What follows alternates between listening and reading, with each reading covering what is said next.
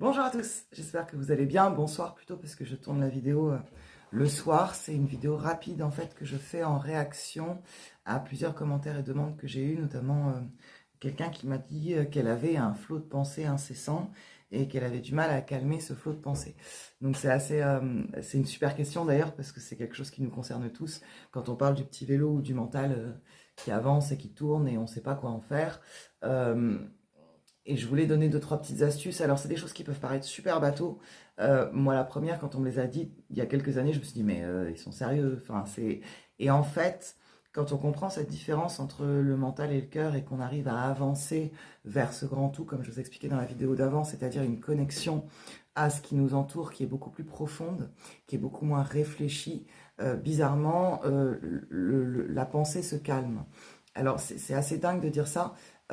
Surtout que même quelqu'un comme moi qui serait diagnostiqué aujourd'hui comme au potentiel ou peu importe ce qu'on veut dire, hypersensible, peu importe, c'est-à-dire avec une pensée en arborescence, avec des branches qui poussent, avec des pensées qui sont tout le temps là. Vous remarquerez que je parle vite, j'ai du mal à parler de façon calme, sauf quand je travaille la méditation ou l'hypnose. C'est vrai que c'est très compliqué de se dire comment est-ce que je peux arrêter mes pensées, comment est-ce que je peux me reposer, comment est-ce que je peux prendre le temps de lâcher prise pour justement écouter ce cœur et mettre en sourdine mon mental. Moi, je suis quelqu'un qui, pendant des années, a eu recours à des choses pour pouvoir même dormir le soir, parce que je me posais dans mon lit le soir et que mon mental n'arrêtait pas, en fait, de tourner. Et c'est plus le cas aujourd'hui, c'est-à-dire que ça fait quelques années que je n'ai plus besoin de palliatifs pour pouvoir dormir le soir, par exemple. Et il y a des choses qui m'ont aidé. Donc je me suis dit, je fais une petite vidéo rapide et je vous explique rapidement deux, trois petites astuces pour pouvoir calmer le flot de pensée. Encore une fois, c'est des choses qui paraissent bateaux. Mais si on les fait de façon un peu sérieuse et si on les fait de façon vraiment non réfléchie, en lâchant prise, ça aide. La première des choses, moi, dont je vais parler, c'est l'écriture, puisque comme vous le savez ou pas, je suis auteur de plusieurs romans, plusieurs livres, je suis aussi animatrice d'ateliers d'écriture. Je travaille beaucoup en groupe ou en individuel, l'écriture intuitive, l'écriture expressive, puisque l'écriture est une façon pour nous de nous exprimer en silence. Moi, j'aime beaucoup dire que l'écriture, c'est le cœur qui éclate en silence, parce qu'en fait, c'est une façon de lâcher prise quand on écrit sans réfléchir, qui permet d'arrêter un flot de pensée incessant. Il y a un exercice qu'on fait beaucoup en atelier, et que je vous invite à faire d'ailleurs pour les gens qui n'arrivent pas à calmer leurs pensées, où on met un minuteur sur 5 minutes, avec une sonnerie, on se met tranquille, on prend une feuille, et pendant 5 minutes, on écrit tout ce qui nous passe par la tête sans réfléchir. Ça veut dire qu'on ne fait pas attention à la grammaire, ni à l'orthographe, ni à ce qu'on raconte, mais on va juste vider le cerveau. Le principe de faire du vide, et ça je l'ai vu dans une de mes formations, le cerveau il fonctionne, pour ceux qui ont vu vice-versa, il y a des boules de souvenirs ou peu importe, mais il fonctionne un peu comme quelque chose qui se remplit de plein de pensées, de plein de choses. Notre mental passe ses journées à nous rajouter en fait des couches, des cartes, à mettre des pièces dans le cochon dans notre tête, et donc à nous rajouter des pensées, des peurs, des choses qui moulinent. Le fait d'écrire ou de matérialiser, alors ça peut être écrire, dessiner, pour ceux qui jouent de la musique, jouer de la musique, peu importe, permet de faire le vide. On vide le cache en fait, on vide la mémoire immédiate, si vous voulez, de choses qui polluent.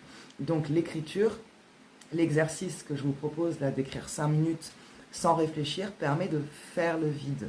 Quand vous commencez votre journée, prendre votre café le matin, votre thé, votre petit déjeuner, et puis vous dire je prends 5 minutes pour moi, et j'écris ce qui me passe par la tête. Ça peut être aussi bien une liste de courses que la liste des choses à faire, que les pensées qui vous polluent, et ben ça fait du bien. Et on va soulager ce cerveau de tout ce qui va pouvoir tourner dans la journée, ou tout ce qui a tourné dans la journée si on le fait le soir. Et c'est super intéressant de faire ça. Quand vous allez vous coucher, moi c'est une habitude que j'ai prise, j'ai toujours mon cahier à côté de mon lit. Quand vous allez vous coucher, et ben vous prenez le temps de prendre votre petit cahier et de noter tout ce qui vous passe par la tête. Vous verrez que ce sera beaucoup plus simple après de vous coucher. C'est complètement mécanique, c'est-à-dire qu'on fait le vide et on matérialise. La pensée étant créatrice, et ça on le verra dans une autre vidéo, ça nous permet de vider ce qu'on a et donc de pouvoir laisser de la place, si vous voulez, dans ce cerveau pour le vide et donc pour le lâcher prise. Ça, c'est la première petite astuce. Je fais très vite, après je répondrai aux questions de ceux qui ont besoin. On vous a parlé sûrement, vous avez déjà entendu dans des vidéos de développement spirituel ou de développement personnel, on va parler de lâcher prise en termes de corps, pour tout ce qui va être respiration. Alors, c'est complètement con, pardonnez-moi le mot, mais quand on respire vraiment, c'est-à-dire qu'on fait ce qu'on appelle la cohérence cardiaque aussi en respiration, mais quand on respire et qu'on se concentre sur sa respiration, il y a quelque chose qui se passe en fait dans notre chimie corporelle qui fait qu'on ne réfléchit pas. Voilà. Donc, si vous concentrez sur 3, 5, 10 respirations, où on inspire avec le nez, on souffle avec la bouche, et que vous vous concentrez juste là-dessus, j'inspire l'air, donc j'inspire la lumière, j'inspire les énergies autour de moi, j'expire les pensées qui peuvent être mauvaises, et ben pendant quelques temps, vous allez seulement focus là-dessus, et donc vos pensées vont pouvoir se calmer et vont pouvoir s'arrêter. Donc la respiration, c'est quelque chose, moi qui suis quelqu'un d'hyperactif, qui me permet par exemple de calmer. Quand je sens que tout bouillonne, que tout, ou quand je sentais en tout cas que tout bouillonnait, que tout allait me submerger dans ma tête, je me posais, je me disais, allez Camille, tu respires. Donc on respire, et puis ça permet de focus sur autre chose que sur les pensées. Comme je vous le disais dans la vidéo d'avant, vous pouvez très bien aller vous balader dehors. Bon là, moi, il pleut des cordes, donc c'est pas possible. Mais vous allez vous balader et vous prenez vraiment le temps d'être en contemplation, de regarder ce qu'il y a autour de vous. Même s'il faut vous arrêter devant un arbre ou devant, je sais pas, une colonie de fourmis par terre, eh ben vous allez uniquement vous concentrer sur le fait de regarder la colonie de fourmis, de regarder la feuille en face de vous, de regarder le paysage, d'écouter le bruit de l'eau, le bruit des vagues, le bruit des oiseaux, le bruit du vent. Et c'est quelque chose qui tout de suite va apaiser le mental. Et quand on apaise le mental, on descend dans le cœur. Donc ça, c'est encore une petite astuce. Sortez, allez vous balader. On va dire, je vais poser mon cerveau devant une série, je vais regarder la télé. Ça fait réfléchir. Alors, on aime tous, hein. Moi je suis la première à binge-watch sur Netflix, des choses que j'aime bien, mais c'est pas ça que j'utilise quand j'ai besoin d'arrêter mon flot de pensée. Quand j'ai besoin d'arrêter mon flot de pensée, je sors, je prends le temps de contempler, j'écris. Et la dernière des choses à faire aussi, c'est de la méditation. Alors la méditation, je vous posterai des vidéos de méditation qui ont attrait aussi un peu à l'hypnose. La méditation, c'est, oui, certes, s'allonger, se poser, écouter, soit une méditation guidée, soit un son vibratoire, soit quelque chose, mais c'est surtout être capable de laisser les pensées aller et venir, tout en laissant le cœur et le subconscient se concentrer sur les vibrations qu'il entend, sur ce qui lui vient. Une méditation, ça peut être 10 minutes, 20 minutes, jusqu'à 1 heure. Vous allez tous, à un moment donné, moi la première, avoir des pensées qui arrivent. Vous allez être là, écouter, on va vous faire vous concentrer sur le lâcher-prise du corps. Donc il y a souvent ce qu'on appelle un scan corporel au début des méditations qui permet de focus sur les pieds, les jambes, les bras et donc la détente du corps. Et puis ensuite, la personne qui fait la méditation guidée va vous emmener vers un espace de lâcher-prise. Dans le moment où on part dans cet espace de lâcher-prise, il y a toujours des pensées qui viennent. Et c'est là où l'exercice important est de se dire, je laisse les pensées venir. Je ne focus pas dessus. Je les laisse venir et partir. Si j'ai l'impression de m'endormir, je m'endors. Si j'ai l'impression de partir, je pars. Et c'est là que ça fonctionne. Et je vous garantis que quand on se réveille d'une méditation, qu'elle soit courte ou longue, le mental est en pause. Je vous expliquerai pourquoi dans une prochaine vidéo. La méditation est un exercice essentiel pour pouvoir se reconnecter au cœur. Alors moi encore, il y a quelques années, je me disais, non mais la méditation, mais jamais j'y arriverai, j'arrive pas à m'arrêter plus de 5 minutes, j'arrive pas à focus. Et bien en fait, quand on lit cette respiration et le fait d'avoir une bonne méditation qui permet vraiment de poser, on se rend compte que quand on se réveille, le mental il travaille plus. C'est seulement le cœur. C'est seulement cette espèce de plénitude dont on parlait aussi, d'avoir fait quelque chose qui était un vrai soin intérieur. Parce que si vous allez chez le coiffeur ou si vous prenez un bain, encore une fois, vos pensées elles peuvent toujours continuer. La méditation permet de mettre en pause le mental. Vous ne pouvez pas méditer ou lâcher prise si vous pensez à votre banquier, si vous pensez au travail, si vous pensez aux enfants à l'école. Ce n'est pas possible.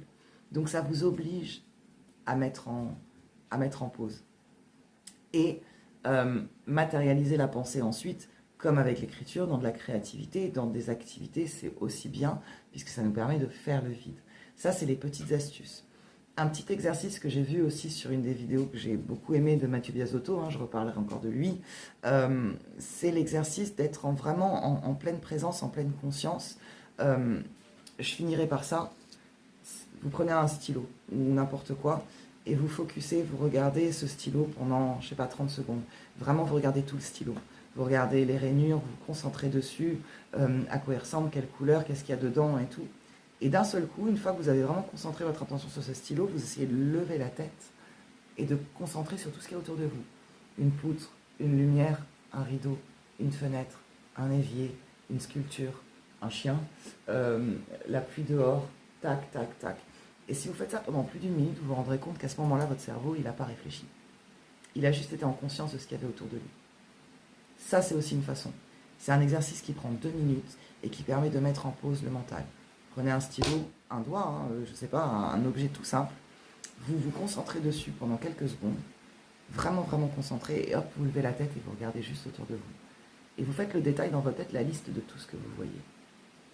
Alors, je vous garantis, pendant cette minute ou ces 2 minutes, votre tête, elle ne fonctionne plus, le petit vélo, il n'est plus là, les pensées, elles ne sont plus là. Voilà. Ça, c'était ma petite réponse aux questions que j'ai eues. Je reviendrai cette semaine avec d'autres vidéos, notamment sur la connexion du cœur avec le quantique. Qu'est-ce que c'est justement que cet univers, les liens humains, un peu plus de détails sur le magnétisme et puis un petit peu plus de détails sur ce que je fais aussi au niveau de l'écriture, des ateliers, des livres et tout ça.